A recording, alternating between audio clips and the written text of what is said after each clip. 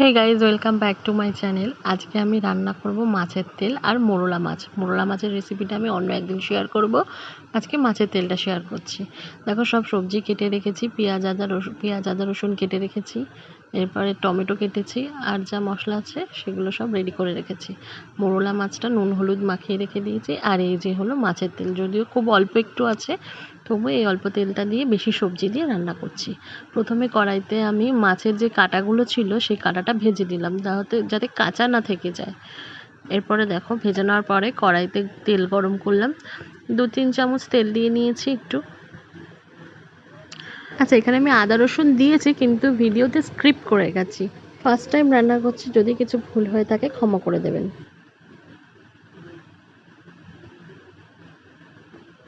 তেলটা গরম আমার হয়ে গেছে। এরপরে আমি তেলের মধ্যে একটু কালো জিরা আর তেজপাতা ফোড়নে দিয়ে দিচ্ছি।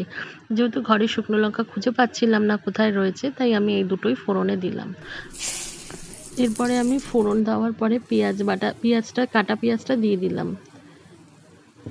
পেঁয়াজটাকে এবার একটু ভালো করে নাড়াবো, নাড়িয়ে একটু নুন হলুদ লঙ্কার গুঁড়ো, যে মশলাগুলো আমরা রেগুলার বেসিসে দিই সেইগুলোই দিচ্ছি, আদার্স কিছু নয়। পেঁয়াজটা ভাজা ভাজা হচ্ছে, ভাজা ভাজা হয়ে গেলে আমি এই নুন হলুদ লঙ্কার গুঁড়োটা অ্যাড করে দিচ্ছি।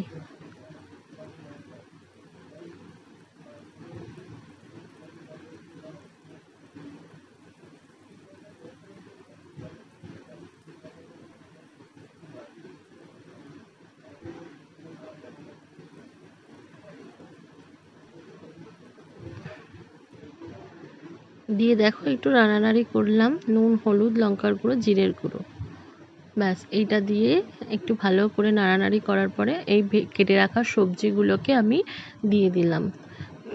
দিয়ে এবার এটাকে একটু ভালো করে নাড়বো, যতক্ষণ না ভালো করে মিশছে। দেখো, মিশে গেছে। এরপরে এটা একটু সেদ্ধ হোক, সেদ্ধ হওয়ার পরে আমি মাছের তেলটা অ্যাড করব। তার আগে আমার একটু তেল কম লাগলো বলে আমি আর একটু তেল দিয়েছি। দেখো, সবজিটা ভালো করে সেদ্ধ হয়ে গেছে। এবার আমি মাছের তেলটা দিয়ে ভালো করে নাড়িয়ে নেব।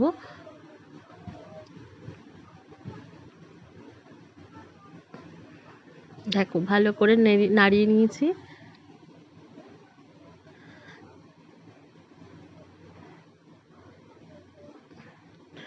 এরপর ওই ভেজে রাখা মাছের কাঁটাগুলো ওগুলো এর উপরে দিয়ে দেব। দেখো, ভালো করে আমার এই সবজিগুলোটা কিন্তু সেদ্ধ হয়ে গেছে, আর তেলটাও একদম মেল্ট হয়ে গেছে। আর তারপরে আমি কাঁচা লঙ্কা দিয়ে দিলাম আগে একটু।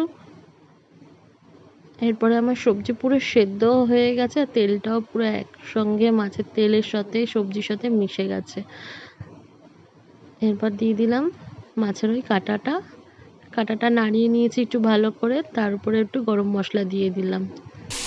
এরপর বাজার থেকে আমার বাবা আবার মাছের তেল এনেছিল, তো যেহেতু আজকে তেল রান্না করেছি, তো ওটার সঙ্গে ওটা আমি অ্যাড করে দিয়ে পুরো তরকারিটা আবার নতুন করে করিনি, তেলটা ভেজে ওর সঙ্গে অ্যাড করে দিয়েছিলাম। মাছও এনেছিল, বাট মাছ ভাজাগুলো ভালো করে ভাজতে পারিনি,